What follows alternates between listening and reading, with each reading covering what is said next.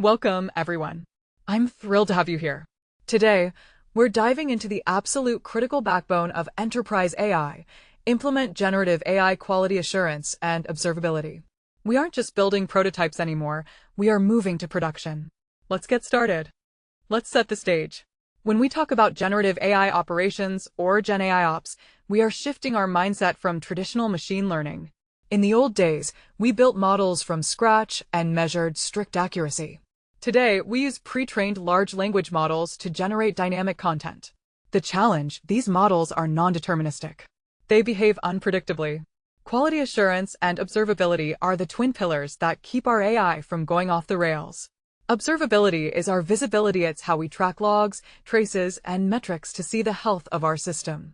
QA is our judge. It evaluates the coherence, relevance, and safety of what the AI actually says. Without both, deploying AI is just guessing. We're here to transform that guesswork into rigorous, evidence-based engineering. Take a look at this flow. Notice the divergence at the top and bottom. Traditional ML ops at the top relies on strict, static metrics like accuracy. But look at Gen AI ops below. Because we are dealing with dynamic language models, our focus splits into two vital streams: observability for system health and quality assurance for output safety. This diagram represents your new operational mindset. Why can't we just use our standard web monitoring tools? Because generative AI workloads are fundamentally different. First, they are highly unpredictable. Change one word in a prompt, and the entire response shifts. Second, they are compute-intensive. Every word generated costs time and money. If we don't oversee the system, we might suffer from silent degradation where a harmless wording change reduces accuracy, but you only find out when customers complain. We also face the very real risk of hallucinations, where the AI confidently invents facts.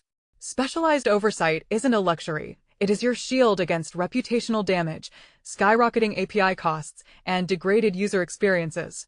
Here we see the hidden complexity of a single user request. It doesn't just hit a database and return. It goes through retrieval, inference, and safety filters. I've highlighted the risks at each node: bad data, hallucinations, and latency. This visualizes exactly why specialized oversight is mandatory at every single step of the chain. So, what exactly are we measuring? We focus on 4 core metrics. First is latency. But in Gen AI, we look at time to first token, how fast the user sees the first word, and total response time. Second is throughput, or how many concurrent requests your compute can handle. Third is token usage. Tokens are your currency. High input tokens might mean your system prompts are bloated. High output tokens might mean your AI is rambling, which drains your budget and slows down the app. Finally, we track error rates. Are we hitting rate limits? Are we experiencing model timeouts? Monitoring these 4 metrics ensures you are delivering a fast, cost-effective, and highly reliable user experience. This diagram breaks down our 4 core metrics. On the top, latency branches into the critical time to first token. Below that, token usage directly points to your operational costs. By visualizing these metrics side by side, we see how they balance each other. Optimizing one often requires keeping a close eye on the others. Now we move to one of my favorite topics: tracing. Monitoring is great. It tells you a server is down. But when an AI gives a confusing answer, monitoring is blind. That's where tracing comes in. Tracing maps the exact journey of a request. We use the OpenTelemetry standard, which consists of traces, spans, and attributes. A trace is the entire user session. A span is a single block of work, like fetching documents or calling GPT-4. Attributes are the metadata, like the exact temperature setting used. If your application takes 10 seconds to respond, tracing reveals that 8 of those seconds were spent failing to parse a malformed JSON output from the model. It gives you the power to debug complex, multi-step workflows with surgical precision. Look at this hierarchy. The main trace encompasses the entire user session. Inside it, we have spans for specific functions like recommend hike. Drill down further, and the LLM inference span contains attributes like the exact model used and the token count. This is how you achieve X-ray vision into your AI. We've covered system health. Now let's talk about output quality. How do you know if your new, optimized prompt is actually better? You can't manually read 1,000 test responses. We must automate quality assurance. We use LLMs as judges, automated evaluators. We test against specific dimensions. Relevance ensures the AI stayed on topic. Groundedness guarantees the AI didn't hallucinate and only used the provided context. Intent resolution verifies the user's actual goal was met. By running batch evaluations through a Python script against a curated dataset of common scenarios and edge cases, we can score hundreds of responses in minutes. This transforms QA from a slow, subjective bottleneck into a rapid, highly scalable engineering process. This diagram illustrates the automated QA pipeline. We push a curated test dataset into a batch evaluation script. The script routes the data through specialized evaluators' groundedness, relevance, and safety. Finally, all these individual checks converge into a single, actionable aggregate quality score.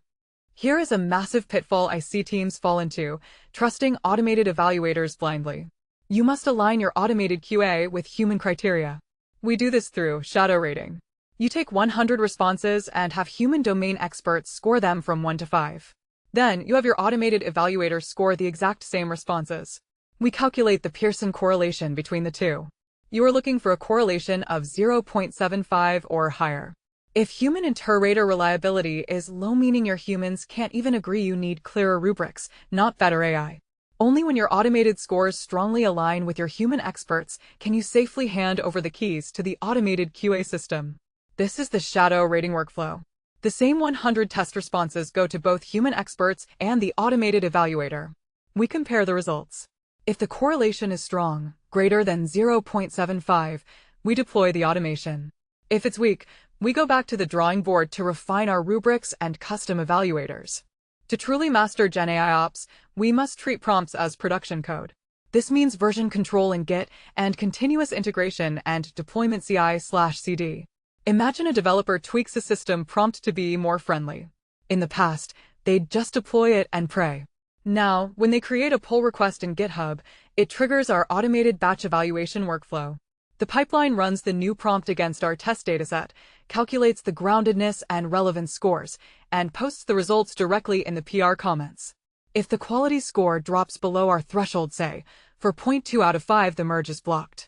This creates a systematic, objective quality gate that completely eliminates deployment anxiety. Here is your CI/CD quality gate in action. A developer submits a pull request. GitHub Actions automatically spins up, runs the batch evaluation, and checks the results against our strict thresholds.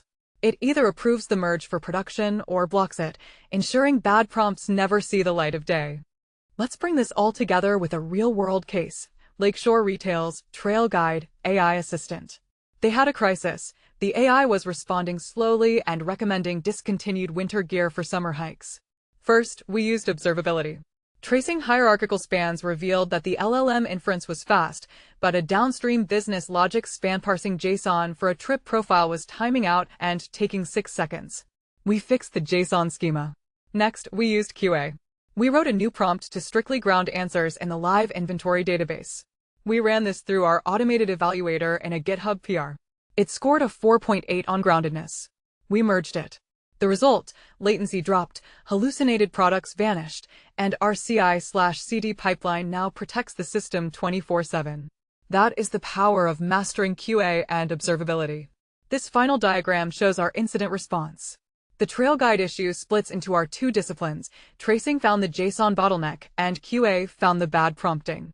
By fixing the schema and updating the prompt through an evaluation gate, we achieved a massive drop in latency and completely eliminated bad product recommendations.